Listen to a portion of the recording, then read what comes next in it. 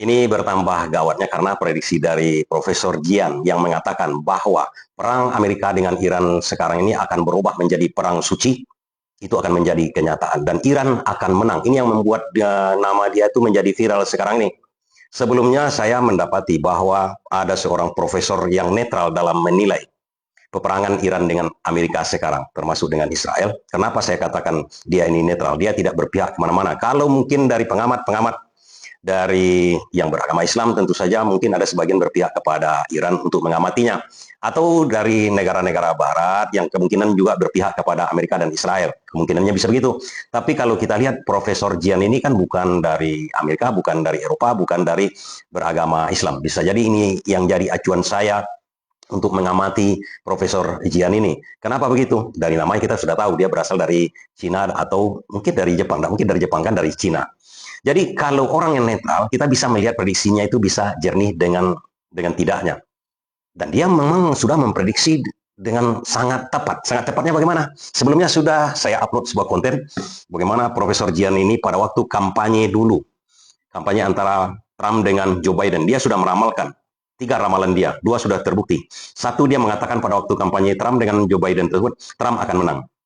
Dan jika Trump menang, Iran akan diserang. Sudah terbukti dua prediksi dia. Tapi prediksi dia yang ketiga ini sekarang mendekati kenyataan bahwa Iran akan menang. Ini tidak masuk akal sebelum-sebelumnya. Banyak ahli-ahli mengatakan ini tidak masuk akal. Tapi sekarang dia viral. Kenapa dia viral? Karena dua prediksi dia itu sangat tepat, bahkan sangat presisi dia katakan. Dan alasan dia adanya perubahan tatanan dunia baru nanti setelah Iran menang. Ini yang sangat mengejutkan orang dan banyak yang tidak percaya dengan hal itu. Sama juga dengan ketidakpercayaan publik kemarin itu waktu dia menyatakan bahwa Trump akan menang dan Trump akan menyerang Iran. Ini dicurigai publik ini agenda politik di balik itu. Namun belakangan ini menjadi lagi trending topik Profesor Gian ini dengan keputusan Trump untuk menyerang, sebenarnya membunuh pemimpin tertinggi Iran. Ini sebenarnya blunder yang dilakukan oleh Trump. Ini mungkin masuk dalam prediksi dari Profesor Jian. Kalau kawan-kawan kurang jelas, tonton aja konten saya sebelumnya di sini juga.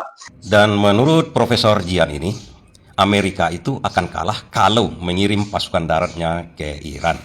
Kenapa begitu? Kalau mengirim pasukan darat ke Iran itu sama dengan bunuh diri namanya ke Iran tersebut. Karena sekarang ini sudah berubah. Perang yang dilakukan Iran itu kan membela diri, seolah-olah kan membela diri sekarang ini. Dan Amerika pun mempunyai data bahwa Iran itu tidak akan bisa dikalahkan kalau melalui perang darat. Itu berkaitan juga dengan penasihat militer, penasihat perang Trump yang didapatkan datanya oleh Profesor Jian bahwa intelijen Amerika sudah memperingatkan Trump untuk tidak membunuh pemimpin Iran, pemimpin agamanya dari Iran. Kalau yang lain-lain boleh, rakyatnya bisa diserang, tapi pemimpinnya jangan. Ini sudah diperingatkan oleh pemimpin perang atau intelijen Amerika. Kenapa begitu? Amerika sudah mengetahui dan data intelijen menyatakan bahwa Iran itu berbeda dengan Irak. Iran itu berbeda dengan Libya. Di mana Libya dengan Irak yang bisa dikuasai dengan cepat oleh Trump, apalagi disamakan dengan Venezuela dengan penangkapan Maduro. Tidak, Iran itu sangat berbeda.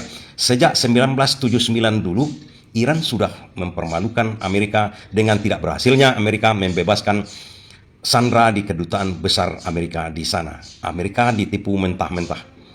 Selama ini Amerika bisa membebaskan sanderanya di mana saja. Di Iran mereka keok. Di Iran mereka dipermalukan. Kenapa bisa dipermalukan? Rupanya Iran sudah memikirkan pada waktu revolusi Iran untuk mendirikan Republik Iran tersebut. Sandera-sandera Amerika yang ada di Iran pada waktu itu ditebar di mana-mana. Sehingga intelijen Amerika sulit memastikan di mana keberadaan mereka. Selama ini sandera-sandera yang dibebaskan ataupun ditangkap, penjahat yang ditangkap oleh Amerika sangat gampang. Maduro membunuh beberapa orang ilmuwan nuklir Iran karena itu diketahui posisi mereka. Mereka berkumpul di suatu tempat rata-rata. Dan itu pada waktu tahun 1979 itu Amerika kan dipermalukan. Ini menaikkan gengsi dari Iran. menaikkan gengsi dari pemimpin-pemimpin Iran. Dan sejak 1979 itu, Iran itu berbeda dengan Iran pada waktu masih menjadi kerajaan. Iran sudah didoktrin menjadi negara teologi, negara yang berdasarkan agama. Satu-satunya negara yang menyelipkan Islam di republik dia itu adalah Iran. Kemudian intelijen Amerika juga mengatakan mereka ini menjalankan syariah Islam mirip dengan cara kepemimpinan Nabi Muhammad dulu, panutan orang Islam. Mereka tidak bisa lagi diadu domba sekarang.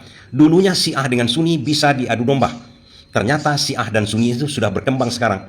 Karena keuntungan dari pihak lain untuk menguasai negara-negara Islam itu dari dulu sampai sekarang itu adalah dengan cara mengadu domba Syiah dengan Sunni. Sekarang Syiah dan Sunni itu sudah mengetahui betul bahwa mereka diadu domba selama ini. Dan pernyataan yang mengejutkan dari Khamenei yang terakhir sebelum dia meninggal, sewaktu dia menjadi pemimpin tertinggi Iran pada waktu itu, dia menyatakan satu pertentangan antara Sunni dan Syiah yang dileburnya. Apa itu? Dia larang masyarakat Iran, rakyat Iran untuk menghujat sahabat-sahabat Nabi seperti Umar, Abu Bakar, dan Aisyah, dan tidak terlalu mendewa-dewakan Ali. Itu kontan dilakukan oleh Ali Khamenei ini. Artinya di situ pertentangan antara Sunni dan Syiah dia lebur. Selama ini Syiah dari golongan tertentu yang lebih keras lagi, ada yang menyatakan Ali itu Nabi. Sebenarnya wahyu itu dia salah datang kepada Nabi Muhammad. Itu bagian yang keras ortodok, itu hanya sebagian. Kemudian ada lagi yang mengatakan Ali itu Tuhan, itu lebih parah lagi. Dan yang lebih moderat Syiah ini menyatakan Ali itu kan sahabat utama, penerus Nabi Muhammad. Kan itu saja sebenarnya pertentangan. Dan Abu Bakar dan Umar adalah pengkhianat dari Ali. Tapi ini sudah dilebur oleh Khamenei. Dia sudah menyadari mereka cuma diadu domba. Pernyataan ini menggelegar sebenarnya. Ini menyatukan Sunni dengan Syiah. Bahwasanya Syiah moderat yang menyatakan Nabi Muhammad itu adalah nabinya. Kemudian kitabnya sama, semuanya sama. Pertentangan cuma di situ. Sekarang tidak bertentangan lagi. Syiah yang ada di Iran dilarang untuk menghujat Umar dan Abu Bakar. Ini sebenarnya penguasaan intelijen. Bahwa ini berbahaya. Jangan dibunuh Khamenei itu. Kenapa jangan dibunuh Khamenei itu? Ini akan berubah menjadi perang suci. Namun namanya Trump, dia tidak mengindahkan. Dia sudah sukses dengan Maduro. Kata si Profesor Jiang, dia sukses dengan Maduro. Kesombongan Trump ini akan membuat dia menjadi one man show namanya. Dia serang dari Iran, kemudian dia bunuh Khamenei. Apa yang terjadi? Perang ini bukan hanya perang suci lagi. Kalau perang suci itu apa artinya? Mereka akan berperang bukan untuk menang, tapi berperang untuk mati. Rakyat Iran 80% itu mempercayai bahwa Khamenei adalah penerus para nabi. Dan kalau penerus para nabi, kalau itu dibunuh, artinya sudah membunuh rakyat Iran semua.